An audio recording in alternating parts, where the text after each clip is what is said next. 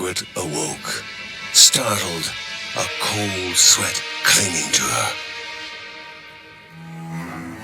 She gathered her thoughts.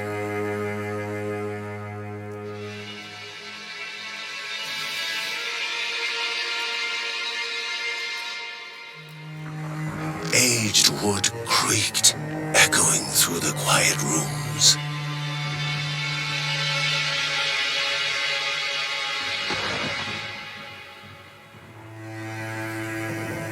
Near the house stood a shrine to Rhea Dana, goddess and daughter of the land, of Rhea and a being of comfort.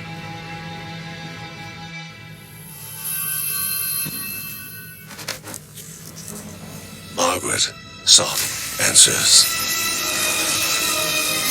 But the goddess did not speak. There was only the faint whisper of something dark, something hungry.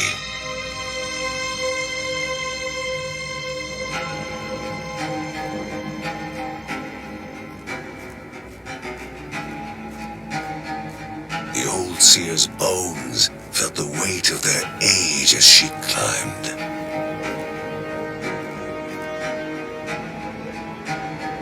The only thought on her mind, has it begun again?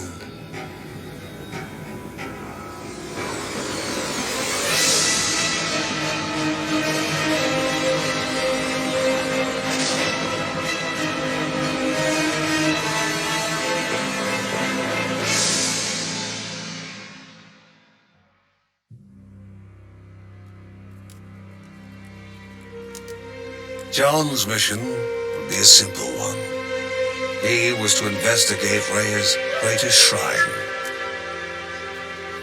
His mother presented him with a fresh divinity shard.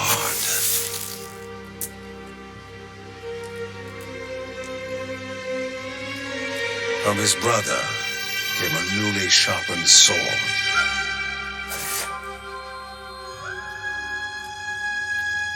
His wife gave him a kiss, and his daughter's hugs were full of reason to return home safe.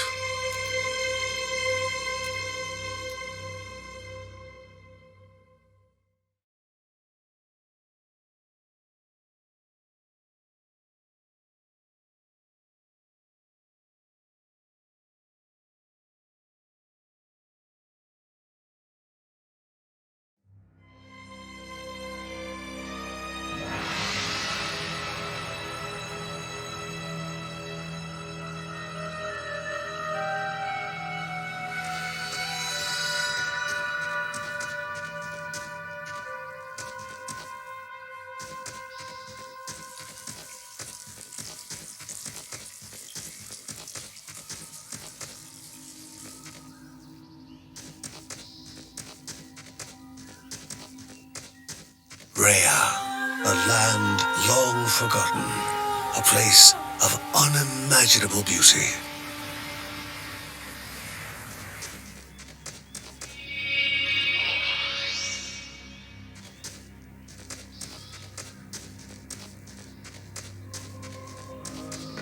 It first appeared as sludge given life, slithering creatures, small and vile.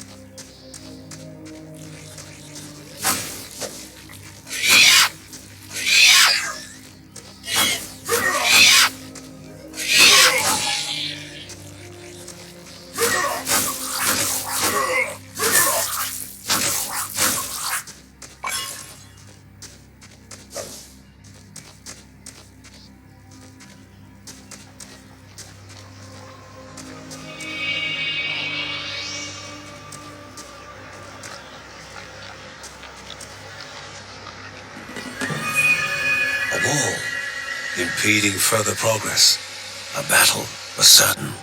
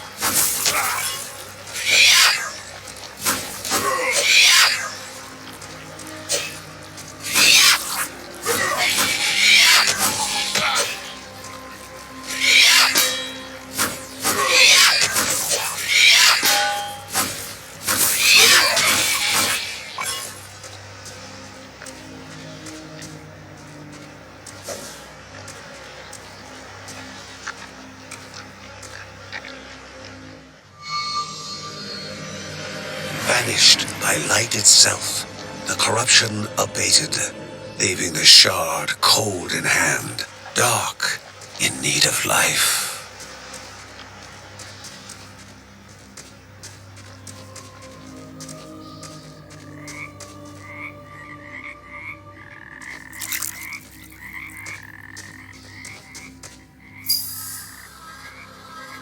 The shard grew warm, humming softly from the harnessed energy.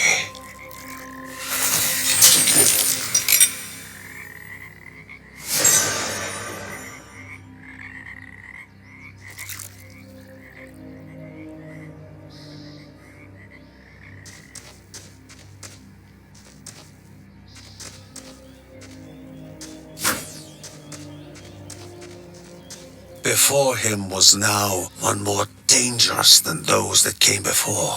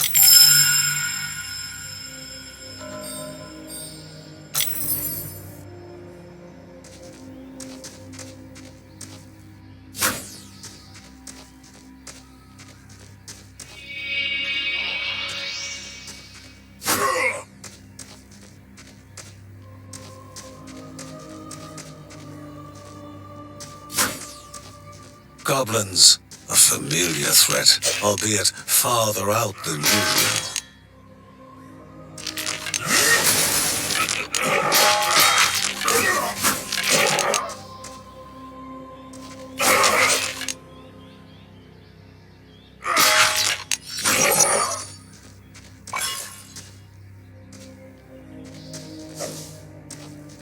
Magnificent, but dangerous, a land of love found and of love lost.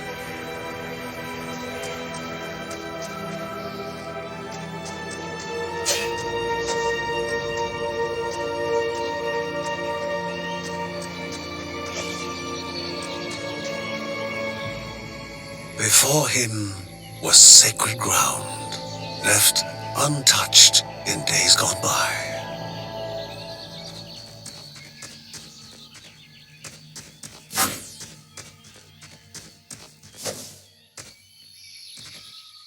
Remaining calm and collected, the shock of his heart-skipping beats was concealed in expert fashion.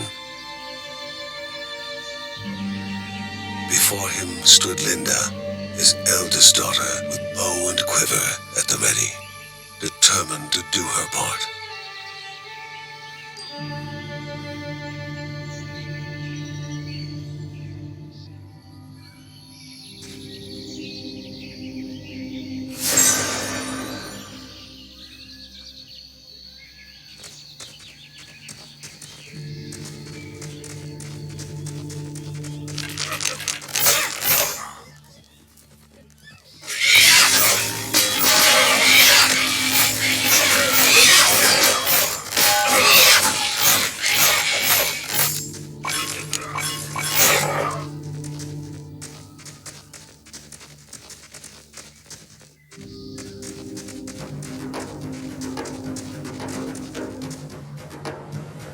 Before the Guardians were not beasts feeding, but monsters consuming, destroying others. They corrupted and distorted, creating even more hungry husks.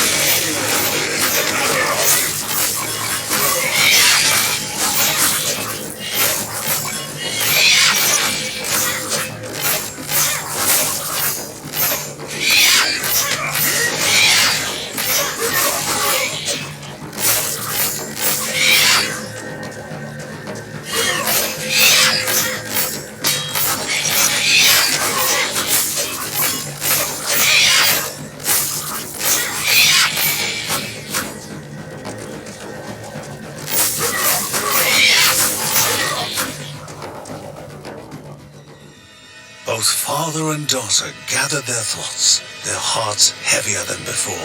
How would they explain what they had witnessed?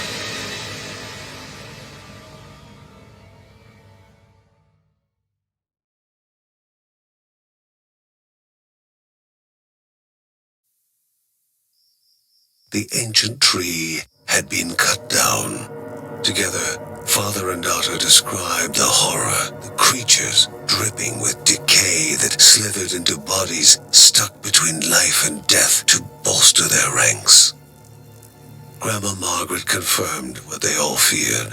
It was the corruption, a cruel entity spoken of only with hushed voices, an ocean of darkness that flowed from the top of Mount Morta. And the Bergsons' duty was to stand against this devouring deluge of death. Kevin was also eager to do his part in the family's fight, especially when his older brother Mark was off somewhere. He was as much a guardian of their mountain home as any of them. She stood. If they were to reach the summit and destroy this evil, as the Bergsons of old had done in the past, they would need the assistance of the sanctuary.